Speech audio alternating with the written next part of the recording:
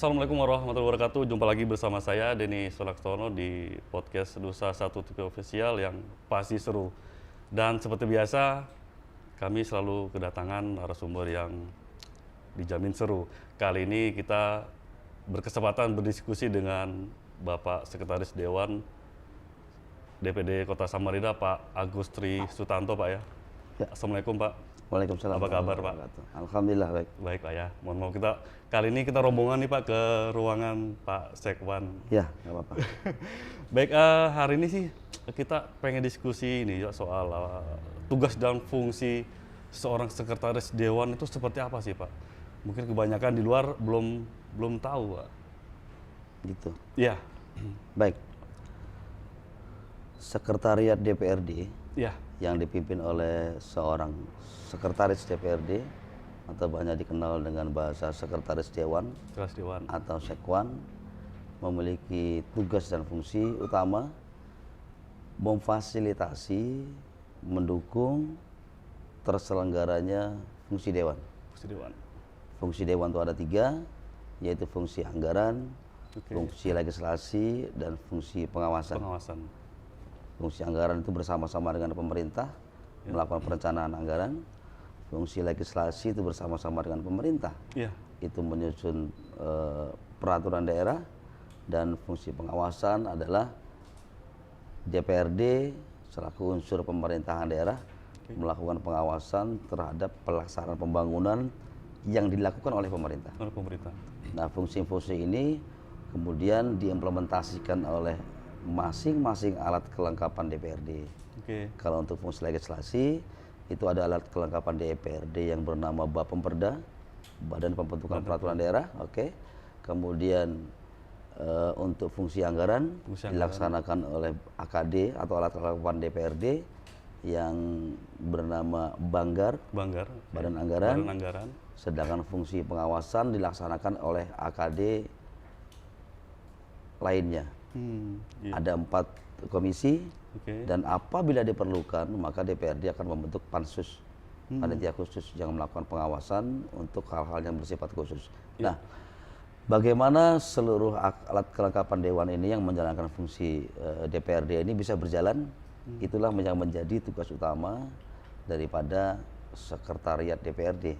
Oh, Yang menjadi tugas utama daripada seorang sekwan. Iya. Bagaimana seluruh fungsi itu dapat berjalan.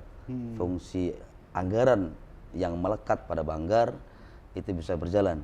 Fungsi legislasi yang melekat pada Bapemperda itu bisa berjalan. Demikian juga fungsi pengawasan.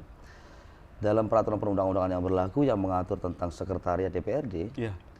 yaitu Permendagri nomor 104 tahun 2016 menyebutkan bahwa satu itu saja fungsi daripada DPRD, yaitu menjamin terselenggaranya atau terlaksananya fungsi DPRD. Fungsi DPRD. Namun dalam perjalanan saya selaku sekwan Iya. selama ini, sebenarnya itu merupakan payung besar, sebuah payung besar yang dalam Permendagri nomor 104 tahun 2016 itu hanya merupakan sebuah payung besar. Oke. Bahwa sebenarnya tugas seorang sekwan itu ketika di breakdown ke bawah itu pecah lagi menjadi beberapa tugas penting seorang sekwan. Dan itu sebenarnya yang paling krusial, karena bagaimanapun di daerah itu unsur pemerintahannya memang ada 2, yaitu pemerintah, kalau untuk Samarinda berarti pemerintah Kota Samarinda, Pemerintah kota. dan DPRD Kota Samarinda. Oke. Nah, 2 ini berbagai peraturan perundang-undangan mengisyaratkan, bahkan ada yang menyuratkan secara langsung bahwa 2 ini harus bersinergi. Contohnya, Oke. dalam perencanaan pembangunan kita kenal, lama sudah itu dikenal tentang RKPD, Rencana Kerja Pemerintah Daerah. Selama ini rencana kerja pemerintah daerah hampir disusun sepenuhnya oleh pemerintah daerah Iya. di seluruh Indonesia. Betul, betul. Kemudian ketika terbit Permendagri 86 tahun 2017 tentang perencanaan pembangunan, itu betul-betul mengisyaratkan bahwa RKPD, Rencana Kerja Pemerintah Daerah, itu harus terintegrasi dengan arah kebijakan, analisis masalah yang kemudian disebut sebagai pokok-pokok pikiran DPRD, itu harus terintegrasi ke dalam rencana kerja pemerintah daerah. RKPD tadi Pak. Ya. Meskipun bahwa yang namanya pokok-pokok pikiran tadi juga harus melakukan penelahan terhadap visi, misi, serta program prioritas kepala daerah. Pokok-pokok pikiran tadi juga harus mengintegrasikan dan melakukan penelahan terhadap RPJMD, rencana kerja jangka menengah yang dimiliki oleh pemerintah daerah. Dari situ terlihat bahwa sekretaris DPRD selaku pemimpin daripada sekretariat DPRD juga punya fungsi dan tugas bagaimana mensinergikan antara DPRD itu dengan pemerintah kota. Dan itu sebenarnya yang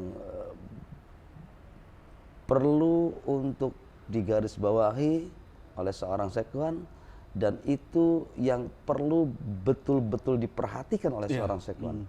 Karena fungsi sebagai jembatan itu tidaklah mudah. Tidak mudah Pak ya. Apalagi kemudian seorang sekwan yang berlatar belakang sebagai birokrat, kemudian harus berbicara tentang kebirokratan, berbicara tentang peraturan perundang-undangan kepada anggota dan pimpinan DPRD yang lebih condong berlatar belakang politik. Nah itu tugas utamanya daripada seorang sekwan. Sudah berapa lama Pak menjabat sekretariat Dewan? Saya baru. Oh gitu. Saya dilantik menjadi sekretaris DPRD Kota Samarinda. Itu di tanggal 18 Oktober 2018. 2018, oke. Mungkin 4 tahun, ada yang berkata lama, cukup lama.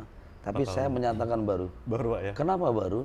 Karena saya dapatkan dalam perjalanan 4 tahun ini banyak sekali hal-hal baru, banyak sekali saya dapatkan di mana saya harus terus berpikir, terus berkembang pemikiran, inovasi, serta kreativitas untuk bisa menjalankan dua fungsi tadi.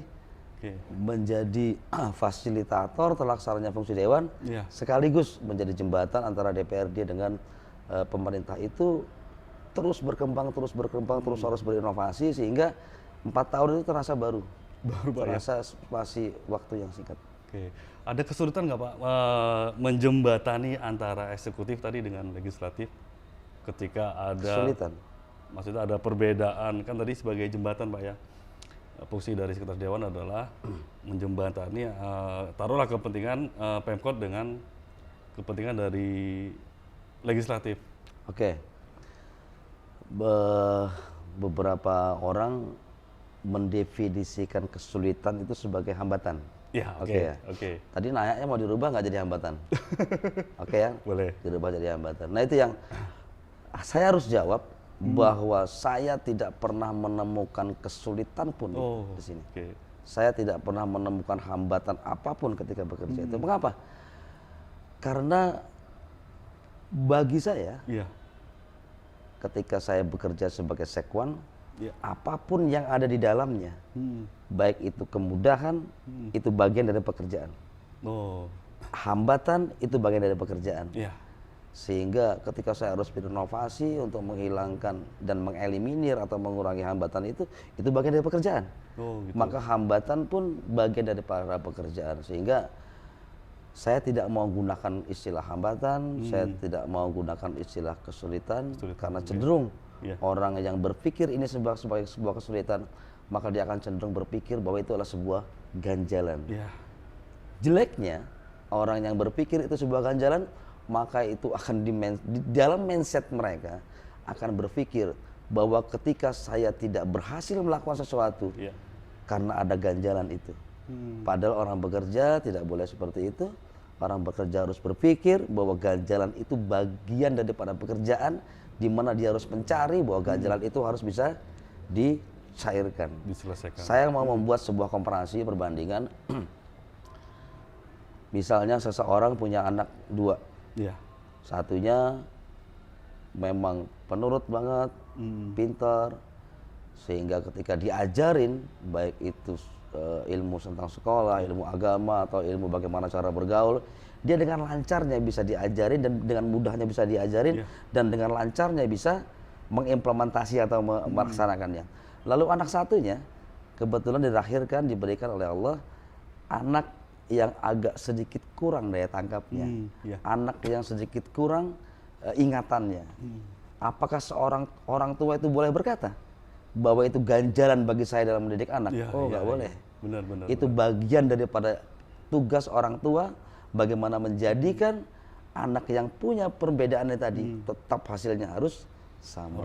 Itu yang melatar belakangi pola pikir saya bahwa dalam pekerjaan nggak boleh berbicara tentang ganjalan dan nggak boleh berbicara tentang kesulitan, karena kesulitan itu dan mencari solusi, mencairkan kesulitan itu bagian daripada pekerjaan. Bagian dari pekerjaan, menarik. Ada hal yang menarik nggak Pak selama ini menjadi tugas sebagai sekretaris dewan?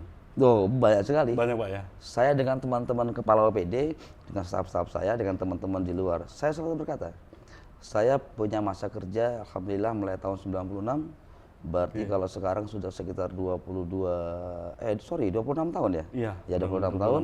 Saya di sini berarti sekitar 4 tahun. Iya. Saya selalu katakan bahwa 22 tahun saya bekerja di OPD atau di dinas yang lain, saya dapat ilmu lebih banyak ketika saya bekerja 4 tahun menjadi seorang sekwan. Mengapa? Apalagi saya sebagai orang teknik ya. Saya kebetulan insinyur dan strata 2 saya adalah magister teknik. Sehingga sebagai orang teknik, saya sudah terbiasa berpikir secara teknik yang koridor-koridornya, yang aturan-aturannya sudah jelas. Benar. Nah, ketika ditanya, ada nggak dapatkan hal menarik selama saya menjadi sekwan selama 4 tahun ini? Banyak banget. Banyak bangetnya di mana? Semua pekerjaan saya selama 22 tahun. Ketika itu berbicara tentang teknik, saya bekerja di pertambangan, saya bekerja di Badan Lingkungan Hidup, saya bekerja di Dinas Perhubungan, semua adalah instansi-instansi teknis. Semua hal yang ada di dalamnya dikerjakan berdasarkan koridor-koridor dan aturan-aturan teknis. Sehingga semua pekerjaannya menjadi mudah, bahkan saya sudah bisa prediksi. Satu ini kalau saya kerjakan hasilnya nanti bagaimana. Betul. Kemenarikannya di DPS, saya menjadi sekretaris DPRD atau sekwan, bahwa saya menghadapi bukan masalah teknis. Saya menghadapi manusia, saya menghadapi problematik politik, saya menghadapi tipikal-tipikal manusia yang berbeda-beda dari 45 orang.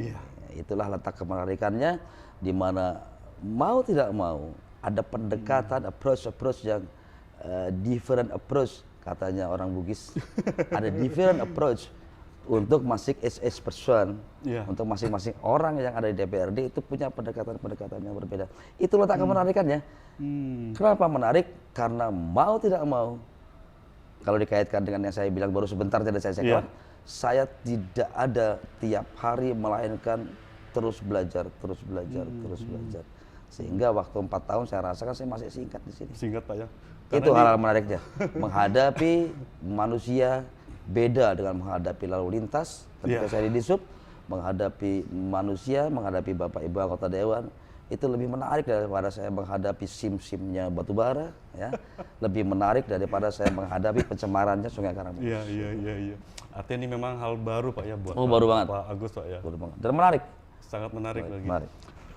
Pak, biasanya nih Pak, sudah 4 tahun nih Pak Agus, kemudian juga sudah mulai mengenal politik. Kan banyak nih Pak yang dari birokrat, kemudian di masa pensiunnya itu terjun ke politik. Ikut berpolitik gitu ya. Ada rencana Pak? Sampai sejauh ini saya tidak pernah berencana untuk belum ada Pak ya. politik. Karena kebanyakan basicnya kalangan birokrat, tidak. Enggak. Sampai sejauh ini saya tidak punya rencana sedikit pun untuk berpolitik. Masih murni sebagai ASN Pak ya, birokrat. Masih murni sebagai ASN. Padahal idealnya memang Pak, sebelum berpolitik sudah menguasai birokrat itu akan perfect sih kalau menurut saya. Perfect ya? Iya, karena sudah tahu aturan. Enggak sih. Perfect atau kafah dalam bahasa Arab itu kan bahasanya sempurna. Enggak, Mendekati lah Pak. sempurna itu cuma punya Allah, Iya, sama punya siap. Tuhan. Iya. Tapi setidaknya ketika awalnya di Iya. birokrat mengetahui tentang sistem penganggaran, Iya. maka ketika berkiprah sebagai anggota DPRD, terus ditaruh di Banggar, Iya. maka dia udah nguasain. Iya, betul. Ketika kemudian pernah di bagian hukum misalnya, Betul. ketika jadi anggota DPR, dia ditaruh di Pamperda, maka saya sudah menguasain. Iya. Benar sih, bahwa ilmu itu didapat di birokrat bisa ada gunanya ketika Iya. menjadi anggota DPRD. Itu, Tapi Pak. tidak kemudian itu membuat saya harus jadi anggota DPR dong setelah saya masih bisa ketika pensiun nanti, wallahu alam, nanti saya masih bisa pensiun apa enggak? Karena bisa jadi saya wafat sebelum pensiun. Iya. Tapi setidaknya kalau kemudian ilmu birokrasi tetap saya tularkan ke anggota DPR melalui jalur yang lain, itu masih bisa. Masih ada banyak Tidak harus saya jadi anggota DPR dan harus berkiprah di politik. Oke. Masih ada nggak Pak hal-hal yang belum tercapai selama tugas Bapak menjadi sekwan?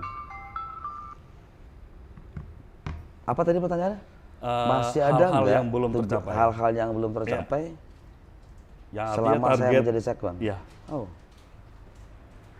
saya tipe manusia yang cukup jelek.